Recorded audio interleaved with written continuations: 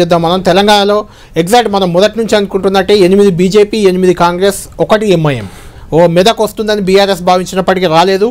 అందులో ఇంట్రెస్టింగ్గా మనకు పోలింగ్ పర్సెంటేజ్ అంటే ఎన్ని ఓట్ల శాతం వచ్చింది చూస్తే 2023 మొదటి అసెంబ్లీ ఎన్నికల్లో కాంగ్రెస్ పార్టీకి 39.4% ఓట్లు వస్తాయి. ఈసారి పెరిగింది, ఇంకా 40.11% ఓట్లు వచ్చాయి కాంగ్రెస్కి.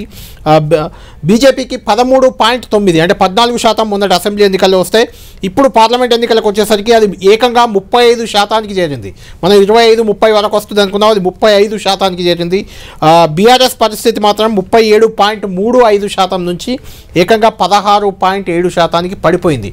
దారుణంగా పడిపోయింది. ఆ పడిపోయిందంతా మ్యాక్సిమం బీజేపీ వైపు వెళ్ళినట్లే మనకు కనిపిస్తుంది. ఏ ఒక్క దగ్గర కూడా ఇంట్రెస్టింగ్ ఫ్యాక్టర్ ఏంటంటే నాగేశ్వర్ గారు 17కు 17 స్థానాల్లో బీఆర్ఎస్ 3వ స్థానానికే పరిమితమైంది.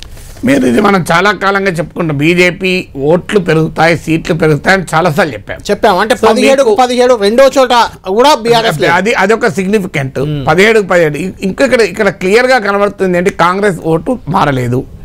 అసెంబ్లీ ఎన్నికల్లో ఎంత వచ్చిందో 0.7% ఎక్కువనే వచ్చింది.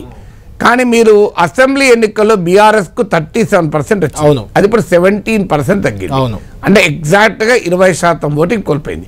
మనం మీరు నేను కూర్చొని మాట్లాడుకున్న సమయంలో అనేక సార్లు చెప్పానండి, బీఆర్ఎస్ ఓటు సగానికి సగం తగ్గనుంది, సగానికి సగం తగ్గది బీజేపీకి పోతుంది అని. ఇలా చూడండి, బీజేపీ 14 నుంచి 34 వచ్చింది, ఎగ్జాక్ట్లీ 20% పెరిగింది.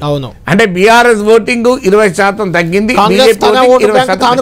కాంగ్రెస్ అంటే ఇది it is more A BJP win కాదు, బీఆర్ఎస్ లాస్.